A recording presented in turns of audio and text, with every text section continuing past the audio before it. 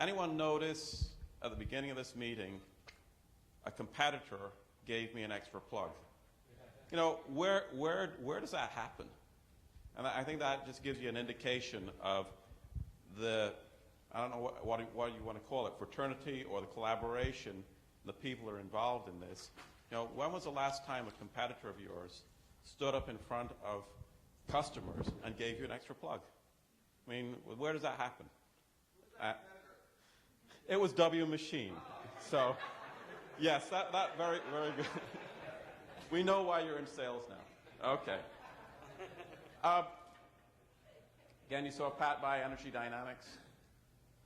We joined C in 2008. We had been working on Lean. We've been working on Lean for about 3 years now.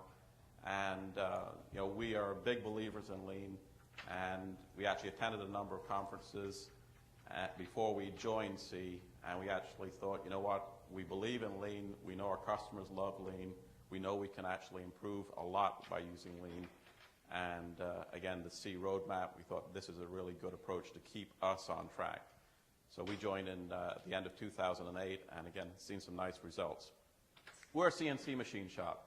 We do a lot of very critical work, whether it, you know, that's a gearbox for, this one here is pretty cool. It's, let's see, where's the lake? That's actually a gearbox for a missile, so it's consumable, so that's kind of nice. We're located in Rockford, Illinois. We've been a member of C, like I said, since 2008, and we're also now a member of the Supplier Advisory Council. So again, we get to work with a number of other CEOs in the industry to help set the strategy for C. We're known for very short lead times. We also have extremely high quality, competitive costs. We just gained our AS9100 this year. That was a key accomplishment for us last year. We'd been ISO 9001 for 10 years, so we were walking the talk as far as quality, but we were able to upgrade to AS9100. This is a listing, and again, you know, excellent customers and access to potential customers. You know, we've got a really nice list of excellent customers that we have right now, but being part of C, we've been able to get the time of day and get our foot in the door at a lot of other good customers. May not have business with them yet, but they wouldn't have given us time of day, except for the fact that they knew we taught the right language, and they knew we actually follow this roadmap and can back up our results. So again, we've had some very nice success with that. C roadmap process, and you know, Joe mentioned this earlier on as well. You know, I'm a corporate escapee. I bought the company 3 years ago, just in time for the recession, and you know, so that's definitely been interesting. But frankly, the fact that we've been working on Lean, the fact that we had a really you know, laser-like focus on order to cash, on inventory management, on really getting everyone aligned as far as the Lean management system really helped us.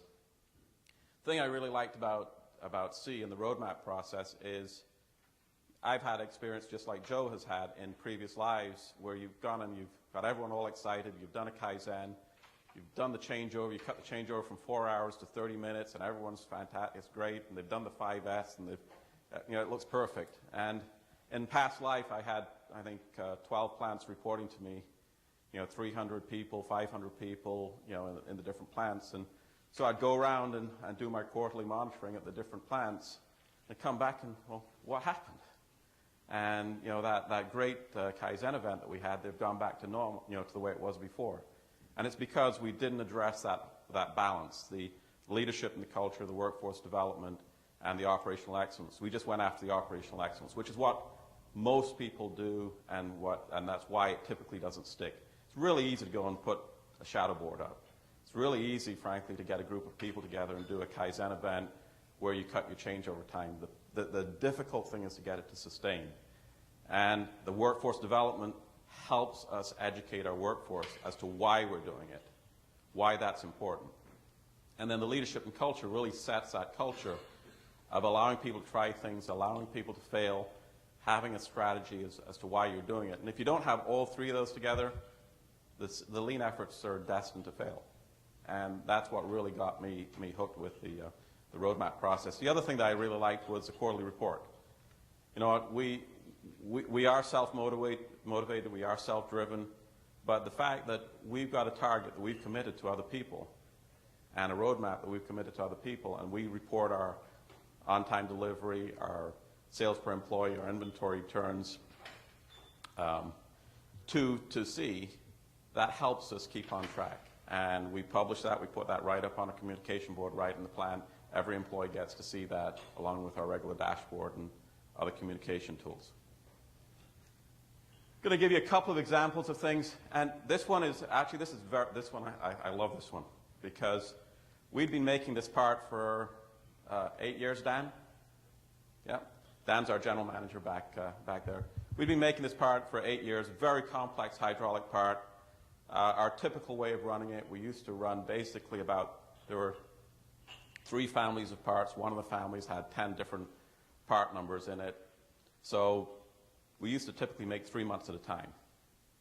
And we put them into inventory. And we were good.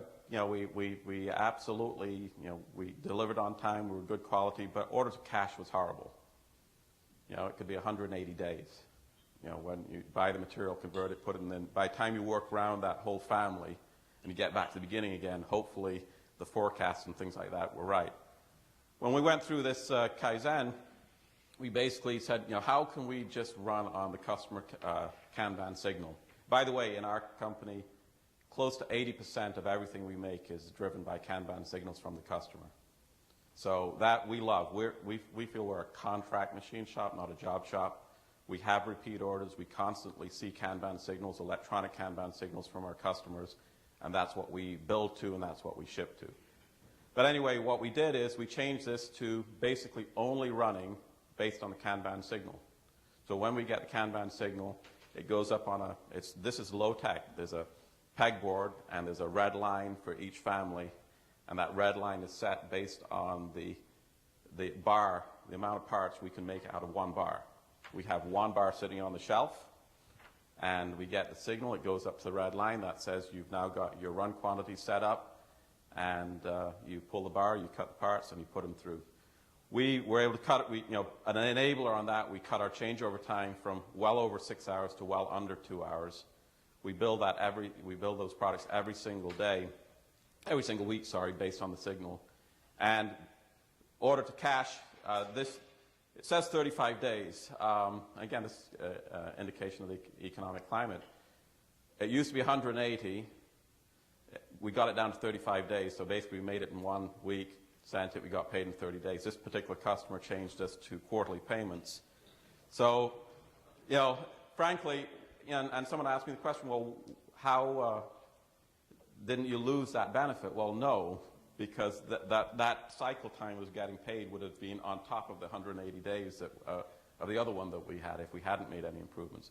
But the cool thing about this is it got moved to China 2 years ago. And we got a panic call in September. And I've been to China, some very good plants in China, but we got a call from them saying they weren't going to get delivery.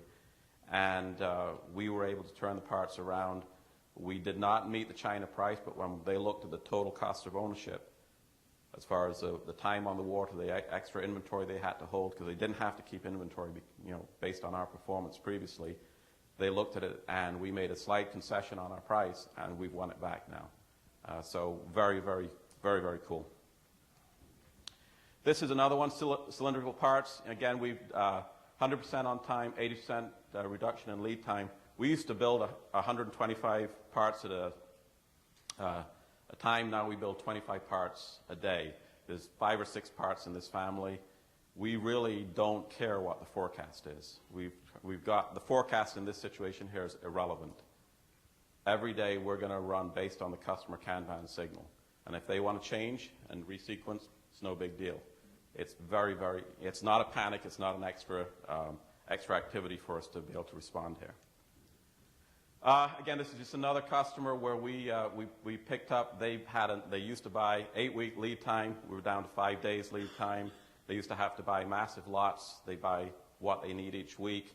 They had some lots go bad in the processing, then they were stuck, 8-week lead time. They spent the money on the heat treating, and they were stuck. So they came back to us, and they've become a very good customer.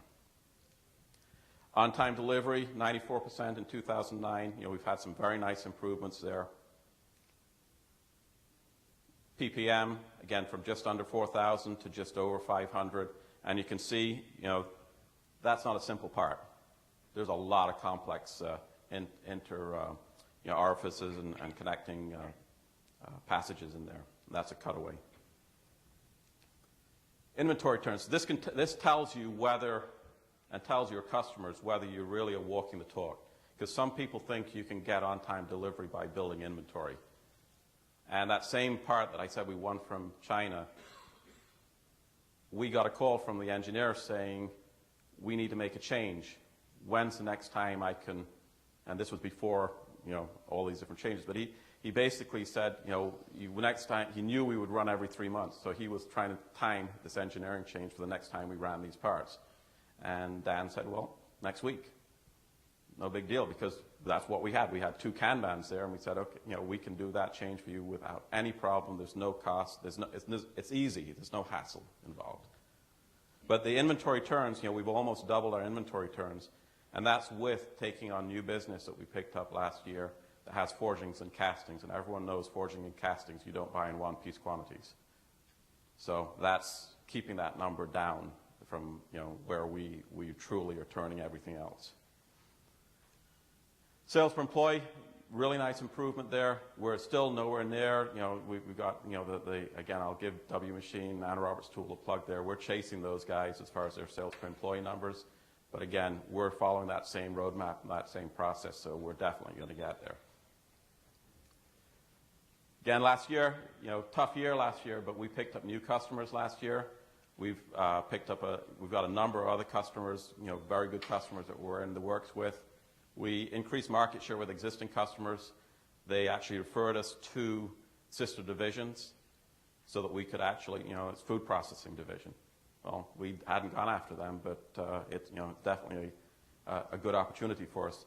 Bottom line, like I said, we're a contract manufacturer. We picked up 25% new part numbers that are standard in our Kanban deliveries now. So we process that, and we've got that in our system now. So we feel like we've really primed the pump pretty well. I'll skip over this, but bottom line here is, to me, that is the biggest thing. The leadership and culture is the biggest issue. You cannot delegate that to anyone. Your employees will see right through it. You've got to be the person who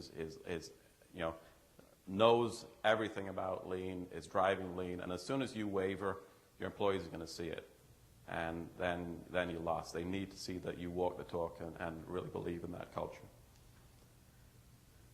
Again, we believe, we're committed to driving lean. We're committed to keeping the lead time short and reliable, and I think that is the major competitive we have as a U.S. manufacturer. And again, we want to keep manufacturing thriving in the U.S.